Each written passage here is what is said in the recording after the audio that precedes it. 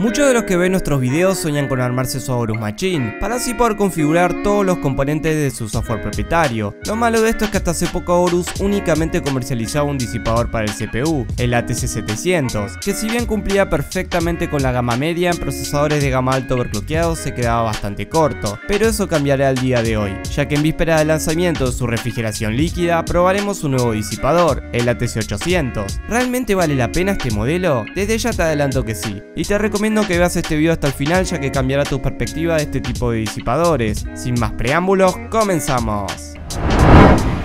Empezando con el desempaquetado, nos recibe con el manual de uso, una caja en donde encontraremos todos los anclajes necesarios para su instalación y evidentemente el disipador. Seguramente en este momento te estarás preguntando, ¿será compatible con mi procesador? Y desde ya te adelanto que sí, ya que posee múltiples anclajes que lo hacen compatible con la mayoría de los procesadores actuales, tanto de Intel como de AMD, además de que posee un TDP de 200 watts. ¿Pero qué es el TDP? Podríamos definirlo como el calor térmico que genera el procesador. Muchas personas suelen relacionar el TDP de un procesador con su consumo, y en verdad esto no es así. El TDP está relacionado a la cantidad de vatios térmicos que puede generar un procesador y no a la cantidad de vatios eléctricos. Habiendo hecho esta aclaración, les voy a refrescar un poco la mente en cuanto al TDP de varios procesadores. Por ejemplo, el procesador tope de gama de Ryzen, el 3950X, posee un TDP de 105 watts, y en la gama profesional, por ejemplo el Threadripper 2950X, posee un TDP de 180 watts. Pero ¿dónde quiero llegar con esto? A que básicamente un disipador con un TDP de 200 watts es suficiente para disipar la mayoría de los procesadores del mercado, al menos con sus frecuencias de stock. En cuanto a su instalación, es bastante similar a la del modelo ATC700, así que te voy a dejar en la descripción el enlace al video donde armé la Aorus Machine. Allí encontrarás su instalación a detalle. En el apartado visual, su diseño conserva las mismas líneas que ya habíamos visto en nuestros productos de Aorus, haciendo foco en el halcón que representa la marca. Su carcasa está construida en plástico, y en la zona central posee una terminación espejada. Más tarde veremos que la misma posee iluminación RGB direccionable. Tanto en el lateral izquierdo como en el derecho, integra un cooler de 120 milímetros. Los mismos poseen una velocidad de 2000 RPM con un margen de error de un 10%. Su rodamiento es del tipo 2-ball bearing, que en español significa 2 hileras de bolas, ofreciéndonos una vida útil de hasta 70.000 horas. Sus dimensiones son de 13,9 centímetros de largo por 10,7 centímetros de ancho y 16,3 centímetros de alto. Probablemente el dato más relevante sea la altura del mismo, ya que de eso va a depender que la tapa del gabinete roce o no con el frente del disipador. Otro punto a tener en cuenta es la altura de las memorias RAM. Aorus recomienda un máximo de 43 milímetros. En cuanto a su conectividad, posee una ficha PMW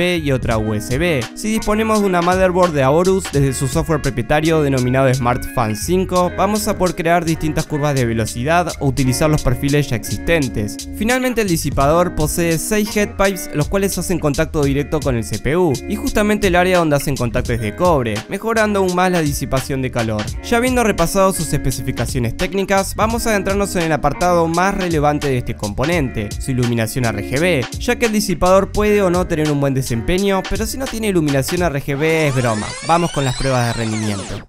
Para ponerlos en contexto, el procesador utilizado es un Intel i7-8086K overclockeado a 5 GHz. Los software que utilizaremos son el Hardware Monitor y el Prime 95, el primero para medir la temperatura y mostrarles el porcentaje de uso del procesador, y el segundo para estresarlo. Ahora mismo están viendo en pantalla las temperaturas con el procesador en reposo, y podríamos decir que las mismas oscilan entre los 30 a los 38 grados, lo cual no está nada mal. Lo siguiente será iniciar el test de tortura, el cual elevará el porcentaje de uso del procesador al 100%, y ahí veremos qué tal van las temperaturas.